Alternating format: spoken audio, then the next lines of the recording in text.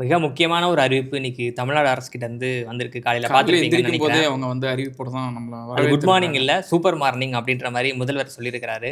இன்று good morning மட்டுமல்ல, தமிழ்நாட்டுக்கு இது ஒரு சூப்பர் மார்னிங்காக அமைஞ்சிருக்கு. ரூ.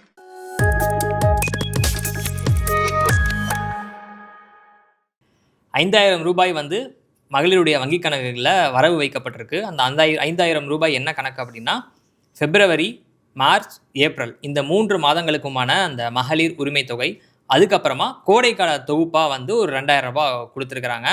தேர்தல் அறிவிப்பு வெளியானா இந்த திட்டத்துக்கு யாராவது தடை விதிச்சிருவாங்களோ அப்படின்ற ஒரு காரணத்தில் முன்கூட்டியே வந்து வரவு வைக்கப்பட்டிருக்கு. யாரோ சதித்திட்டம் செய்ய காத்துக்கிட்டு இருக்கிறதாக ஒரு தகவல் வந்ததாகவும் வந்து முதல்வர் அவர்கள் சொல்லியிருக்கிறாரு. இந்த அனௌன்ஸ்மெண்ட் முதல்ல என்ன மாதிரியான பெரிய ஒரு தாக்கத்தை ஏற்படுத்த போகுது, இல்லை ஏற்படுத்தியிருக்கு? உண்மையாலுமே இந்த அனௌன்ஸ்மெண்ட் வந்து திடீர்னு கொடுக்கப்பட்ட ஒரு அறிவிப்பு தான். ஒரு பக்கம் இது வந்து சரியா தப்பா அப்படிங்கிறத தாண்டி, இப்படி ஒரு அனௌன்ஸ்மெண்ட் அப்படிங்கிறது வந்து கிரவுண்ட் லெவலில் ஒரு பெரிய இம்பேக்டை கட்டாயம் கிரியேட் பண்ணும். பீகார் தேர்தல் வரும்போது எல்லாருமே கவனித்தோம். அங்கே ரூ. 10,000 தொகுப்பு அறிவிச்சாங்க. அது பெரிய அளவு ஓட் கன்வர்ஷனுக்கு அங்கே ஒரு உதவி பண்ணியிருந்தது. இப்போ இந்த அறிவிப்பை பொறுத்த வரைக்கும் பார்த்தோம் அப்படின்னா, முதல்வர் இதில் பேசும்போது ஒரு விஷயத்தை காயின் பண்ணார். அதாவது இந்த திட்டத்தை செயல்படுத்தக்கூடாதுன்னு சொல்லி நீதிமன்றம் போகிறதுக்கான ஒரு திட்டம் இருந்திருக்கு. அந்த திட்டத்தை அவங்க எக்ஸிக்யூட் பண்ணிடுறதுக்கு முன்னாடி நம்ம அதை கொடுக்கணும் அப்படிங்கிறதுக்காக நாங்கள் கொடுக்குறோம் அப்படின்னு சொல்லி சொன்னார். அப்படி பார்த்தாலும் ரூ. 3,000 தானே அப்படிங்கும்போது கோடை காலம் வருது, அதுக்கு ஒரு தொகுப்பாக ரூ. 2,000 அப்படின்னு சொல்லி ரூ. 5,000 ஒரு அறிவிப்பாக அவர் கொடுத்துருக்கிறது அப்படிங்கிறது உண்மையிலேயே கிரவுண்டில் வந்து இன்றைக்கி ஃபுல்லாக அதை திட்டி பேசினாலும் சரி, ஆதரித்து பேசினாலும் சரி, இந்த விஷயத்தை அட்ரஸ் பண்ணாமல் இன்றைக்கி யாராலையுமே பேச முடியாதுங்கிற ஒரு சூழலை திமுகவும் அதனுடைய தலைவராக இருக்கக்கூடிய முதல்வர் மு.க.ஸ்டாலினும் இன்றைக்கி ஏற்படுத்தியிருக்கிறாங்க. இன்னொரு பக்கம் விமர்சனங்களும் ஒரு சேர வந்துட்டு தான் இருக்குது. இவ்வளவு நாள் இல்லாத அக்கறை என்ன திடீர்னு தேர்தல் வரக்கு 2 மாதத்துக்கு முன்னாடி அப்படிங்கிற ஒரு விமர்சன பார்வையும் ஒரு பக்கம் இருக்குது. பட் இதில் வந்து மு.க.ஸ்டாலின் அவர்கள் வந்து ஒரு ஸ்ட்ரோக் தான், ஒரு முக்கியமான ஒரு இடத்த டச் பண்ணியிருக்கிறாரு அப்படின்னு தான் பார்க்க வேண்டியதாக இருக்குது. எடப்பாடி பழனிசாமி வந்து ரூ. 2,000 கொடுப்போம் அப்படின்னு ஏற்கனவே அறிவிச்சிருந்தாரு. அப்போவே என்ன பேசப்பட்டுச்சு அப்படின்னா, திமுக தரப்புலேருந்து ஒரு அறிவிப்பு வர இருக்கு, ஸோ அதை முந்திரணும் அப்படின்ற ஒரு நோக்கத்தில் நம்மளே பண்ணி நம்மளே பேசணும். அதனால அந்த அறிவிப்பை வெளியிட்டாரோ அப்படின்ற மாதிரியான விஷயங்கள்லாம் பேசப்பட்டுச்சு. ஸோ அந்த ரூ. 2,000 இப்போ ஏற்கனவே எடப்பாடி பழனிசாமி அறிவித்ததுனால இவரும் வந்து ரூ. 2,000 வெறுமனை அறிவித்தா ஒரு மாதிரி நியூட்ரல் பேலன்ஸாக ஆயிரும் அப்படின்ற மாதிரியான ஒரு பார்வை எழ வாய்ப்பு இருக்குது. அதனால் அவங்க கொஞ்சம் ஒரு அடிஷ்னலாக அது கொஞ்சம் டைல்யூட் பண்ணி இது கொஞ்சம் மேலே வரணும் அப்படின்ற ஒரு எண்ணத்தில் ஒரு ஸ்ட்ரோக் மாதிரி சொன்ன மாதிரி மாஸ்டர் ஸ்ட்ரோக் மாதிரி இருக்கணும் அப்படின்றதுக்காக அந்த 3,000 கோடைக்கால தொகுப்பு அப்படின்னு ஒரு 2,000 கொடுத்துருக்குறாங்க. எல்லாருமே கேட்குறது என்னென்னா, அது என்ன 2026 தான் வந்து முதல் முறையாக கோடைக்காலம் வருதா, 2025 எங்கே போச்சு, 2024 எங்கே போச்சு அப்படின்ற விமர்சனங்கள்லாம் வைக்கப்பட்டுட்டு தான் இருக்குது. ஆனால் பெரும்பாலான எதிர்க்கட்சிகள் எல்லாருக்குமே வந்து இது ஒரு பெரிய செட்பேக்காக பார்க்குறாங்களோ அப்படின்னு ஒரு சந்தேகம் இருக்குது. காரணம் என்னென்னா, இந்த அறிவிப்பு வெளியானதுலேருந்து வரிசையாக வந்து எல்லாருக்கிட்டேருந்துமே வந்து ரியாக்ஷன் வந்துட்டு இருக்கு. நம்மளுமே கூட தமிழிசை சவுந்தரராஜன் அவர்கள்கிட்டையும், அப்புறம் அதிமுகவில் வைகை செல்வன் அவங்ககிட்டலாம் பேசியிருந்தோம், ஆர்எஸ் பாதி அவர்கள்ட்டலாம் பேசியிருந்தோம். ஸோ இப்போ எதிர்க்கட்சிகள் என்ன சொல்கிறாங்கன்னா, இது வந்து அப்பட்டமான ஒரு எலெக்ஷன் ஸ்டண்ட் அப்படின்னு சொல்கிறாங்க. நம்மகிட்ட ஆர்எஸ் பாரதி பேசும்போதும் அவர் தான் குறிப்பிட்டு சொன்னார், பீகாரில் கொடுத்தாங்களே, ஏன் இங்கே கொடுக்கும்போது மட்டும் இவங்களுக்கு எலெக்ஷன் ஸ்டண்ட்டாக தெரியுதான்னு கேட்டார். அசாம்லேயே கொடுத்துக்கிட்டு இருக்காங்க, அது வேறு விஷயம். அங்கே தேயிலை தோட்ட பணியாளர்களுக்கு ரூ. 5,000 கொடுக்கறதுக்கு பிளான் போட்டுக்கிட்டு இருக்கிறாங்க. ஸோ அது அவங்க செய்கிறதா அவங்க திட்டத்தில் இருந்து தான் இருக்குது. பட் இருந்தாலுமே வந்து இது அவங்க அப்படி தான் விமர்சனம் செய்கிறாங்க. தேர்தல் ஸ்டண்ட் அப்படின்றாங்க, வாக்கு அரசியல் அப்படின்றாங்க, பெண்களை ஏமாத்துறாங்க அப்படின்றாங்க. ஸோ என்னென்ன விஷயங்கள்லாம் சொல்ல முடியுமோ சொல்லிகிட்டே இருக்காங்க. கூடுதலாக இன்னொருத்தர் என்ன சொல்கிறாரு அப்படின்னா, தாவேக்கான்னு ஒன்று வந்தனால தான் வந்து 15ஆம் தேதி வரக்கூடிய அமௌண்ட் வந்து 13ஆம் தேதியாக வந்திருக்கு அப்படின்னு விஜய் வந்து ஒரு அறிக்கையை வெளியிட்டிருக்கு. வண்டியாக கொண்டாந்து கூட்டுவாங்க, 1000, 2000, 3000, 4000, 5000 வாங்கிக்கங்க, சந்தோஷமா வாங்கிக்கங்க, எல்லாம் உங்க பணம் தான். இன்னைக்கு சேலமில் பேசியிருக்கிறாரு.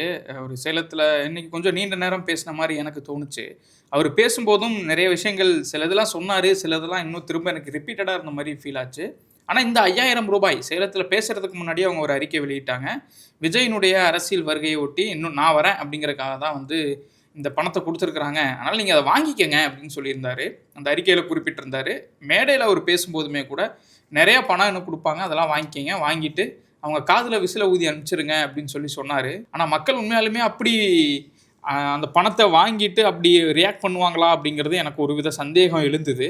ஏன்னா வந்து நேரடியாக அந்த மக்களுடைய கையில் ஒரு பணம் வந்து சேருது. இது வந்து நலத்திட்டத்தோடு சேர்ந்ததாக ஒரு திமுக தரப்புலேருந்து சொல்லப்பட்டாலும் ஒரு பணம் வந்து நேராக அவங்க கையில் சேரும்போது உண்மையிலேயே மக்கள் வந்து நேரடியாக ஒரு விஷயத்தை பயனடையும் போது அதனுடைய ரியாக்ஷன் வேறு மாதிரி அப்படிங்கிறது இருக்கும்.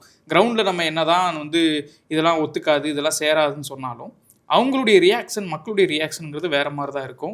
இதை வந்து வெறும் விமர்சனம் மட்டும் பண்ணிவிட்டு எதிர்க்கட்சிகளால் இந்த விஷயத்தில் வந்து ஸ்கோர் பண்ணுறதுக்கான எந்த ஒரு இடமே இல்லாமல் ப்ளே பண்ணிகிட்டு இருக்க மாதிரி எனக்கு தோணுச்சு. விஜயும் இன்னைக்கு அந்த விஷயத்தை தான் டச் பண்ணி தான் பேசியிருந்தாரு. ஆனால் ஒரு வலுவான விமர்சனமாக அவருடைய விமர்சனம் இல்லாத மாதிரி எனக்கு தோணுச்சு. இப்போ இதுக்கு கவுண்டர் அட்டாக் என்னவா இருக்கணும்னா இப்போதைக்கு அவங்களால இந்த விமர்சனங்கள் மட்டும்தான் வைக்க முடியும். மக்களை ஏமாத்துறாங்கன்னு வைக்க முடியும். இப்போ அதிமுக கேட்டால் வந்து நாங்கள் கொடுத்த அழுத்தத்தில் தான் வந்து இந்த திட்டமே வந்து ஆரம்பத்தில் அவங்க ஆரம்பித்தாங்க. ஏன்னா அவங்களுடைய வாக்குறுதியில் அறிவித்து முதல்ல ஒரு 2.5 வருஷத்துக்கு அவங்க எந்த ஒரு செயல்பாடுமே இதில் இல்லை. நாங்கள் பெரிய அழுத்தம் கொடுத்த காரணத்தினால மட்டும்தான் இந்த திட்டம் முதல்ல நடைமுறைக்கே வந்தது அப்படின்னு அதிமுக ஒரு பக்கம் கிளைம் எடுத்துக்க பார்க்குறாங்க. எடப்பாடி அவர்கள் இதுக்கு முன்னாடி பேசும்போது பணமே கொடுக்க முடியாது, 1000 ரூபாய் எங்கேருந்து கொடுப்பீங்கன்னு கேள்வி கேட்டிருந்தாரு. அந்த திட்டம் செயல்பட்டதுக்கு அப்புறம் இப்போ ஒரு 2000 ரூபான்னு அனௌன்ஸ் பண்ணியிருக்கிறாரு. நம்ம பொதுவாக வந்து தமிழ்நாட்டு அரசியலில் நம்ம கவனிக்க வேண்டிய விஷயம் என்னென்னா மாறி மாறி திட்டங்கள் அறிவிச்சுப்பாங்க. அது எல்லாமே மக்களுக்கு ஒரு விதத்தில் ஏதோ ஒரு விதத்தில் பயன் கொடுக்கறதாக தான் இருக்கும். இப்போ நடக்கிறதும் அதுதான். சத்துணவு திட்டங்கள்லாம் வரும்போது 1 முட்டை போட்டால் 2 முட்டை போடுறோம், இந்த மாதிரியான அறிவிப்புகள்லாம் வந்தது. நீங்கள் வந்து மிதிவண்டி கொடுத்தா நாங்கள் லேப்டாப் கொடுப்போம், இந்த மாதிரியான அறிவிப்புகள்லாம் நம்ம இதுக்கு முன்னாடி பார்த்துருக்கோம். அதே பேட்டர்ன் தான் இப்போவும் ப்ளே ஆகுது. ஆனால் இதில் வந்து முக்கிய பயனாளிகள் அப்படிங்கிறது மக்கள் தான். நீங்கள் அறிவிங்க, எல்லாம் அறிவிங்க, நான் தேர்தல் வரும்போது நான் என்னென்னு நான் யோசிக்கிறேன் அப்படிங்கிற அளவில் மக்கள் வந்து ரொம்ப சைலண்ட்டாக நின்று எல்லா கேமையும் பார்த்துக்கிட்டே இருக்கிறாங்க. மற்ற மாநிலங்களுக்கும் தமிழ்நாடும் வேறுபடுறது இந்த ஒரு புள்ளியில் தான் வேறுபடுது. ஸோ ஏன்னா என்னதான் வந்து மாற்றி மாற்றி கட்சிகள் வந்து தங்களுடைய அறிவிப்புகளை வந்து பெருசுப்படுத்திட்டே போனாலும் கூட எண்ட் யூசர் யாருன்னா மக்கள் தான். அவர்கள் பலன் அடைகிற வரைக்கும் இந்த மாதிரி அறிவிப்புகள் வந்து வரவேற்கத்தக்கது தான். விமர்சனம் என்ன வைப்பாங்கன்னா, பார்த்தீங்களா உங்கள் மாநிலத்தில் ஏற்கனவே இவ்வளோ கடன் இருக்குது, இந்த கடனை வச்சுட்டு நீங்கள் இதெல்லாம் அறிவிக்கலாமா அப்படின்னு மற்ற மாநிலங்களோட ஒப்பிட்டு தான் பேசுவாங்க.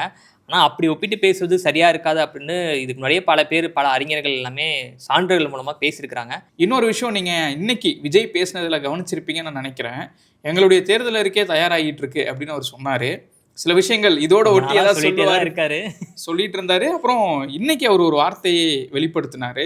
மேபி அது இன்னும் வரக்கூடிய காலங்களில் டிபேட்டபுளாக மாறலாம். நடைமுறை சாத்தியமில்லாத எந்த திட்டத்தையும் நான் அறிவிக்க மாட்டேன் அப்படின்னு சொல்லி ஒரு வார்த்தையை பயன்படுத்தினாரு. சும்மா ஆட்சிக்கு வரணுன்றதுக்காக இந்த நடைமுறைக்கு சாத்தியமே இல்லாத இந்த மாதிரி விஷயங்கள் எல்லாம் வாக்குறுதிகளை நான் என்னைக்குமே கொடுக்கவே மாட்டேன். அது எதை அவர் நடைமுறை சாத்தியமில்லாத திட்டம்னு சொல்ல வராரு அப்படிங்கிறது தெரியல. ஏன்னா முதல் முறையாக தாவேகா தரப்புலேருந்து தேர்தல் அறிக்கையை வெளியிட போகிறாங்க. அப்படி இருக்கும்போது இதுக்கு முன்னாடி இருந்த திட்டங்கள் நடைமுறை சாத்தியம் இல்லை, அதை நான் செய்ய மாட்டேன் அப்படின்னு சொல்ல வராரா, இல்லை அவர் எதை மைண்டில் வச்சுட்டு சொல்ல வராரு அப்படிங்கிறது ஒரு பெரிய கேள்வியாக எனக்கு அதை கேட்கும்போது முன்னாடி வந்தது. இதுக்கு முன்னாடி அறிவிக்கப்பட்டு நடைமுறையில் இருக்கக்கூடிய திட்டங்களை நிறுத்திட்டு அவங்க வேற திட்டங்களை அறிவிப்பாங்களா அப்படின்றது சந்தேகம் தான். இந்த மகளிர் உரிமை தொகை, விடியல் பேருந்து பயணம், அதே மாதிரி வந்து தமிழ் டெம்ப்ளேட் இருக்குல்ல, அதை நடைமுறைப்படுத்த முடியும் அது எப்படி அப்படின்றதுக்கு இப்போ முன்னாடி இருக்கிற இந்த திட்டங்களை தாவேக தரப்புல ஒருவேளை அவர்கள் சொல்லும்போதே ஆட்சிக்கு வந்தா இந்த திட்டங்களை தொடருவாங்க அப்படின்னு ஒரு வாக்குறுதியை இந்த இதில் கொடுப்பாங்கன்னு நீங்கள் எதிர்பார்க்குறீங்களா என்ன தெரியல. அவங்க இந்த திட்டத்தை தொடருவோம் அப்படின்றது எந்த மாதிரியான அறிவிப்பு வெளியிடுவாங்கன்னு தெரியல. ஏன்னா அது என்னன்னா அப்போது கிரெடிட்ஸ் கொடுக்குற மாதிரி இருந்தீங்க. இது நல்ல திட்டம், இது திமுக நல்ல திட்டம் கொண்டு வந்திருக்கு அப்படின்னு நீங்கள் திமுக கிரெடிட்ஸ் கொடுக்குற மாதிரியான ஒரு விஷயம் மெசேஜ் வந்து போய் சேர்ந்துடும். அதனால் அது எதுவும் வெளிப்படையாக டச் பண்ணாமல் நாங்கள் என்ன கொண்டு வரோம் பாருங்கள் அப்படின்றது தான் வந்து பிரதானமாக இருக்கும் அப்படின்றது நினைக்கிறேன். வீடு இல்லாதவங்களுக்கு வீடெல்லாம் கட்டி கொடுப்பேன் அப்படிலாம் சொல்லியிருந்தாரு. வரைக்கும் போனாரு, பைக்கெல்லாம் வாங்கி தரேன் நான். நீங்க எதுக்கு இதெல்லாம் யோசிக்கிறீங்க? நடைமுறை சாத்தியமற்றதுனா அப்ப இதெல்லாம் எந்த அளவுக்கு அப்படின்ற ஒரு கேள்வியும் இருக்கு. 1000 ரூபாயே கொடுக்க முடியாதுன்னு நடைமுறை சாத்தியம் இல்லைன்னு பேசிட்டு இருக்கும்போது பைக்கெல்லாம் நான் கொடுக்குறேன்னு சொன்னாரே, இது என்ன வகையில நடைமுறை சாத்தியங்கிற கேள்வியும் வருது. நம்ம இதுக்கு முன்னாடி பேசின மாதிரி அதிமுகவும் திமுகவும் மக்களுக்கு தேர்தல் வாக்குறுதிகள் கொடுக்கும்போது ஒருத்தர் மாற்றி ஒருத்தர் போட்டி போட்டு தான் அறிவிப்புகளை வெளியிட்டாங்க. நம்ம இது முன்னாடியும் பேசணும். தாவேகா தரப்புலேருந்து வரும்போது அவர் தான் தன்னை வந்து திமுக விசஸ் தாவேகா அப்படிங்கிற ஒரு பிராண்டிங் பண்ணிட்டு இருக்கும்போது அவர் இந்த 2 பேரை ஹைஜாக் பண்ணுற மாதிரியான என்ன திட்டத்தை சொல்லுவார் அப்படிங்கிறது பெரிய கேள்வியாக இருக்குது. இன்னொன்று, இந்த திட்டங்கள், இந்த தமிழ் புதவன் ஆகட்டும், மகளிர் உரிமை தொகையாகட்டும், விடியல் பேருந்து பயணமாகட்டும், இன்னும் பல திட்டங்கள் ஆகட்டும், இதெல்லாம் வந்து எதையுமே அட்ரஸ் பண்ணாமல், இல்லை வந்து இதெல்லாம் நம்ம தொடருவோமா மாட்டோமா அப்படின்னு எந்த ஒரு வெளிப்படையான வார்த்தைகளையுமே பயன்படுத்தாமல் அவரால் இந்த தேர்தல் அறிக்கையோ இந்த தேர்தல் காலத்தையோ கடந்து போயிட முடியும் அப்படின்னு எனக்கு தெரியல. ஒருவேளை திமுக தரப்புலேருந்து ஒரு நரேட்டிவ் செட் பண்ணுறது கூட முயற்சி பண்ணலாம். இந்த திட்டங்கள்லாம் நீங்கள் வந்தால் தொடருமா தொடராதா அப்படிங்கிறத வெளிப்படையாக அறிவியுங்க அப்படிங்கிற ஒரு நிர்பந்தத்தை கூட அவங்க கொடுக்கலாம் அப்படின்னு தான் எனக்கு தோணுது. ஸோ பொறுத்து இருந்து பார்ப்போம் அதில் தாவேகா என்ன பண்ணுது அப்படிங்கிறத. இப்போ அதிமுக என்ன பண்ண போகிறாங்க அப்படின்றதான் கேள்வி. ஏன்னா அவங்க வந்து தேர்தல் அறிக்கை வெளியிடணும். அவங்க 2 கட்டம் தான் வெளியிட்டிருக்காங்க. ஸோ அடுத்தடுத்த கட்டங்களில் அவங்க இதை ஓவர்டேக் பண்ணுற மாதிரியான அறிவிப்பு எதையாவது வெளியிடணும் அப்படின்ற ஒரு நிர்பந்தம் ஏற்பட்டிருக்கு. ஸோ பாஜகவுக்கும் அது ஒரு கூடுதல் ப்ரெஷராக இருக்குது. ஏன்னா அவங்க மத்தியில் ஆட்சியில் இருக்கிறனால அவங்க ஏதாவது மக்களுக்கு டைரெக்டாக கொண்டு போய் சேர்க்குற மாதிரியான ஒரு திட்டங்களை அறிவிக்க முடியுமா, இல்லை இப்போதைக்கு செயல்படுத்த முடியுமா அப்படின்ற ஒரு ப்ரெஷர் வந்து இப்போது அதிமுகவுக்கும் பாஜகவும் இருக்குது. ஸோ அவங்க என்ன பண்ண போகிறாங்க அப்படின்றது தெரியல. இன்னொரு விஷயம் என்னென்னா, இந்த ஒரு அறிவிப்பு மட்டுமே வந்து திமுகவுடைய மாஸ்டர் ஸ்ட்ரோக்காக இருக்கும் அப்படின்றது தனிப்பட்ட முறையில் நான் நம்பலை. இதை விட ஏதோ ஒரு பெரிய அறிவிப்பாக அவங்க உள்ளே ஒளிச்சு வச்சுருக்காங்க. இப்போ ஏன் அதை இறக்குற வை அப்படின்னு சொல்லி வச்சுருக்காங்க. சம்திங் ஏதோ ஒன்று இருக்குது அப்படின்றது என்னுடைய உள்ளுணர்வாக தோணுது. உங்களுக்கு அந்த மாதிரி ஏதாவது தெரியல? இதுதான் மாஸ்டர் ஸ்ட்ரோக்கான ஒரு அறிவிப்பாக இல்லை. இது வந்து ஒரு வார்த்தை இருக்குல்ல, த கேம் இஸ் ஆன் அப்படிம்பாங்கல்ல. ஸோ இப்போ தான் ஆட்டம் ஆரம்பிக்க தொடங்கி இருக்குது. வரக்கூடிய காலங்களில் கண்டிப்பாக இதோட ஏதாவது ஒரு புதிய விஷயங்கள் ஏதாவது வரலாம். நம்ம பேசிகிட்டு இருந்த மாதிரி டிவிகே தொடர்பாக இன்றைக்கி விஜய் அவர்கள் பேசின சில விஷயங்களையும் நான் கவனப்படுத்தணும்னு விரும்புகிறேன். அவர் இன்றைக்கி பேசும்போது திமுக எதிர்ப்பாக வழக்கம் போல் அவர் எப்படி முன்வைக்கிறாரோ அதே வகையில் தான் இன்றைக்கும் முன் வச்சார். அதில் அதிமுகவையும் இந்த முறை கொஞ்சம் கூடுதலாகவே விமர்சனம் பண்ணார். ஜெயலலிதா அவர்கள் சொன்னதையும் கேட்கல, எம்ஜிஆர் அவர்கள் சொன்னதையும் கேட்கல, விமர்சனம் பண்ணார். அவர் பேச வந்த இன்னொரு விஷயமா இருந்தது, நம்ம வந்து இன்னொருத்தர் விமர்சனம் பண்ண மாட்டாங்கிறோன்னு தொடர்ச்சியாக விமர்சனம் பண்ணிக்கிட்டே இருக்காங்க அப்படின்னு ஒரு வார்த்தையை போட்டுட்டு, நான் அடுத்து ஓகே பாஜகவை இது ஏதோ சொல்ல போகிறாரு போலன்னு ஆவலாக காத்துட்டு இருக்கும்போது, தமிழ்நாட்டில் யாருங்க ஆட்சிக்கு இருக்கா? திமுக தானே இருக்குது. அவங்கள தானே திட்ட முடியும், அவங்கள தானே ஆட்சியை விட்டு அகற்ற முடியும். அதனால் எதுக்கு நம்ம போய் அவங்கள இப்போ என்ன பிரதானமான எதிரியோ அவங்கள நம்ம விமர்சிப்போம் அப்படின்னு சொல்லி முடிச்சிட்டாரு. விஜய் என்னப்பா இவரை மட்டும் தான் எதிர்க்கிறாரு, இவங்களை எதிர்க்க மாட்டேன்றாரு, அவங்கள பற்றி எதுவுமே சொல்ல மாட்டேங்கிறாரு. இல்லை நான் கேட்குறேன், இது யாருக்கான எலெக்ஷன்? தமிழ்நாடு சட்டசபைக்கான ஒரு தேர்தல். இந்த மக்கள் விரோத திமுக அரசை அகற்றணும்னா நம்ம யாரை எதிர்க்கணும்? எதுக்கு தேவையில்லாம பல முறை மக்கள் ஆல்ரெடி டிலீட் பண்ணவங்களை எதுக்கு நம்மளுடைய கான்சென்ட்ரேஷன், நம்மளுடைய டார்கெட் திமுகன்றப்போ டார்க்னஸ்குள்ள எதுக்கு கல்லெறியணும்? இந்த விதத்திலையுமே கூட அவர் பாஜக அப்படிங்கிற வார்த்தைகளை எங்கேயுமே பயன்படுத்தாமல் தொடர்ச்சியாக தவிர்த்துட்டு வர மாதிரியே இந்த கூட்டத்திலையும் தவிர்த்திருந்திருக்கிறாரு. அவர் இப்போ கிளியர் கட்டாக சொல்லிட்டாரு, நாங்கள் இந்த எலெக்ஷன் முடிகிற வரைக்கும் நாங்கள் பாஜகவை பற்றி பேச மாட்டோங்கிற டோனே எடுத்துட்டாரு. அது இன்னும் திமுகவுக்கு ஒரு வித அட்வான்டேஜை கொடுக்குதோ அப்படின்னு எனக்கு தோணுது. இருக்கலாம் தான். ஏன்னா இன்னொன்று, இப்போது நம்ம பாஜக அவர் குறிப்பிடாமல் பேசிட்டு தான் இருக்காது. அது நம்ம தொடர்ச்சியாக வைக்கக்கூடிய விமர்சனமாக தான் இருக்குது. இப்போ நம்ம திமுகவை விமர்சனம் செய்கிறதுமே எடுத்துட்டோம்னா, இப்போ என்னுடைய பார்வையில் என்னென்னா, இப்போ அவர் திமுக இந்த அரசு எடுக்கக்கூடாது அப்படின்றதுக்கு அவர் ஒரு காரணங்கள் பட்டியலிட போட சொன்னீங்கன்னா, அந்த பட்டியல் எல்லாமே வந்து ரொம்ப மேலோட்டமாக இருக்கிற மாதிரியான ஒரு பார்வை தான் இருக்குது. ஸோ அவங்க ஸ்ட்ராட்டஜியை என்ன வச்சுருக்காங்கன்னா, நான் தமிழ்நாட்டில் எலெக்ஷன் நிற்கிறேன், திமுகக்கு யார் ஆளுங்கச்சுன்னா திமுக, அப்போ திமுக எகெயின்ஸ்டாக நிற்கணும்னா திமுகவை விமர்சனம் பண்ணணும், அவ்வளோதான். திமுக நம்ம திட்டங்கள் ரீதியாக உள்ளே போய் அவங்க என்னென்ன தப்பு பண்ணுறாங்கன்னு இந்த ஃபைல்ஸ், இப்போ அண்ணாமலை ஃபைல்ஸ் எல்லாம் கொண்டு வராங்க. ஸோ அந்த மாதிரியான ஒர்க் பண்ணி கொண்டு வராங்களா, இல்லை ஏதாவது நம்ம ஸ்ட்ராட்டஜி போட்டு அவங்களுடைய ஸ்கீம் வந்து இது வந்து ப்ராக்டிக்கலி வந்து தப்பான ஒரு ஸ்கீமாக இருக்குது, அவங்க வந்து ஏமாற்றிட்டு இருக்காங்க, அந்த மாதிரியே போகிறதா இருக்கட்டும், இல்லை நீதிமன்றங்கள் போகிறதா இருக்கட்டும், சட்டம் மாதிரியான எந்த ஒரு ஆழமான இது இல்லாமல் ரொம்ப மேம்போக்கான ஒரு விமர்சனங்களை வைக்கிற மாதிரி தான் இருக்குது. அந்த தொடக்கத்தில் ஓகேவா இருக்கலாம், ஆனால் அதுவே வந்து தொடர்ச்சியாக இருக்குது அப்படின்றது ஒரு அயற்சியை ஏற்படுத்துது. அரசியல் களத்துலையுமே மற்ற 2 பிளேயர்ஸுமே ரொம்ப தீவிரமாக அந்த வேலைகளை நகர்த்தி கொண்டு போயிட்டு இருக்கும்போது தாவேகா இன்னும் எங்கே ஆரம்பித்தாங்களோ அதே இடத்துல நின்றுக்கிட்டே இருக்கிறாங்களோ அப்படின்னு தோணுது. இன்றைக்கி விஜய் அவர்கள் பேசினதுலேயும் அதுதான் ரொம்ப அதிகமாகவே வெளிப்பட்டது. எப்படி வந்து பாஜகவை பேரே சொல்லாமல் இருந்தாரோ, இன்னொரு இடத்தையும் அவர் குறிப்பிட்டார், நான் வந்து மேலேருந்து எனக்கு ஒன்றுமே தரலன்னு புலம்பிட்டு இருக்க மாட்டேன், நான் வந்து போராடுவேன் அப்படின்னாரு. எனக்கு அதை கேட்கும்போது ரொம்ப நகைப்புக்குரியதாக இருந்தது. ஏன்னா அவர் கிரவுண்டில் இன்னும் பெரிய அளவு வராமல் தமிழ்நாடு மொத்தமே என்னோட வீடு தான் அப்படின்னு சொல்லிக்கிறது, இது வெறும் இன்னும் சினிமா வசனங்களுக்குள்ளாகவே இந்த அரசியலை பார்க்கிறாரோ அப்படிங்கிற ஒரு கேள்வியும் எழுது. ஏன்னா அவரே ஒத்துக்கிறாரு, இன்னும் வந்து நாங்கள் விஜய் வீட்டை விட்டு வெளில வர மாட்டேங்கிறான், பனையூர் விட்டு வெளில வர மாட்டேங்கிறான்னு சொல்லிட்டே இருக்காங்க. அப்படிங்கும்போது ஆமாம் நான் வருவேன் அப்படின்னு சொல்லி வந்தால் அது ஒரு விஷயமா இருக்கும்.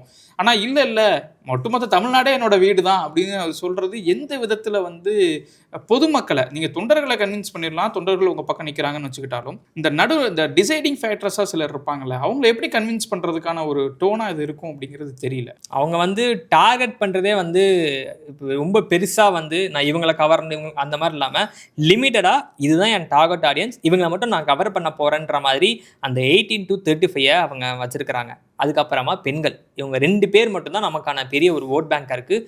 இவங்களை எப்படி நம்ம கவர்ற மாதிரி இருக்கணும் அப்படின்றது மட்டுமே அவங்களோட பிரதான நோக்கமாக இருக்கிற மாதிரி தெரியுது. விஜய் அவர்கள் பேசினதில் பல விஷயங்களை அட்ரஸ் பண்ணியிருக்க முடியும். ஆனால் பெரிய அளவு அவருடைய பேச்சு அப்படிங்கிறது ஒரு எதிர்பார்ப்பையோ ஒரு ஆர்வத்தையோ ஏற்படுத்தலை. வழக்கமான பேச்சாக தான் இருந்தது. ஆனால் சில விஷயங்கள் இந்த மாதிரி போராட்டங்கள் நடக்குது அப்படிங்கிறத சில இதில் சொன்னார். அது எல்லாருமே சொல்கிறது தான். இப்போது பாஜக தரப்புலேருந்து சொல்கிறாங்க, அதிமுக தரப்பு, நாம் தமிழர் தரப்பு எல்லாரும் சொல்கிறாங்க.